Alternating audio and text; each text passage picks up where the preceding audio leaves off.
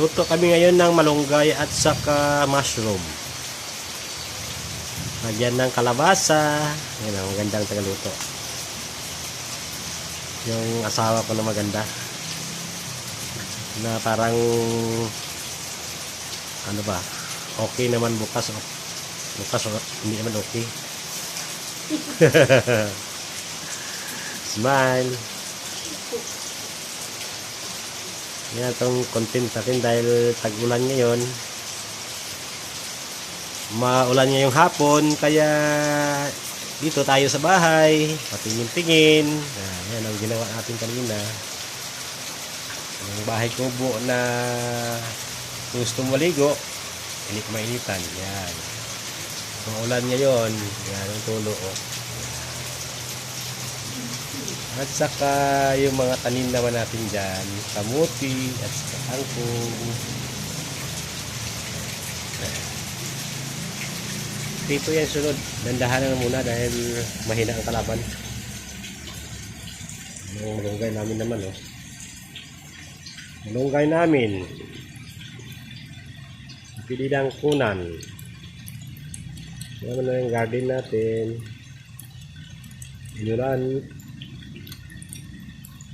Sisira yung panos at saka ano natin yung tawag niya inside dahil nabagsakan ng ulan, pero may punla tayo doon sa likod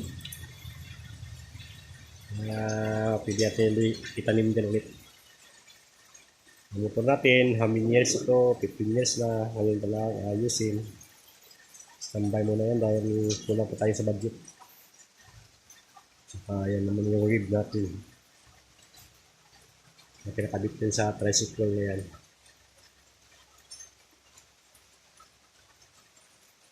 Dami Indian Mingo dito. Yung green na yan, kung ano, Indian Mingo yan. Yan, Indian Mingo ni Lola. Saka yung bahay ni Lola doon, walang tao. Si Lolo at saka si Lola, kaya walang tao, sira yung bahay niya. Yan naman yung simbahan natin. Yung pader natin, hindi pa maayos. At saka kasunod na lang yung bagyo. Yung malunggay natin, Tinam naman natin yung ano yan, saging. Sakaling dumilamin yan.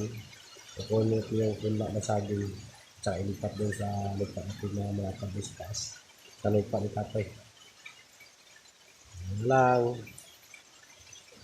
Ulan niya yon, pero mainit pa rin ang panahon dito sa loob ng bahay.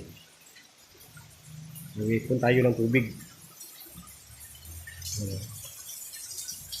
Kaling magugas tayo ang paa natin, maputik. Yan, tinitingnan natin. Para makatipid tayo sa kuryente natin. Bundok ito sa loob. Yung pinintura nila na karaan yan, parang hindi maganda. Ibang kulay. Kasi na puti, naging brown.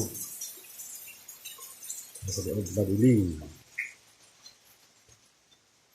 May ilaw man pero nakita ka naman Yan.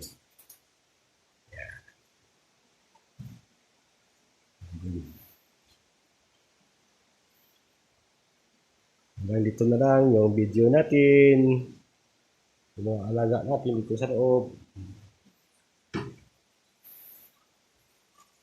Bye bye. Ingat. God bless.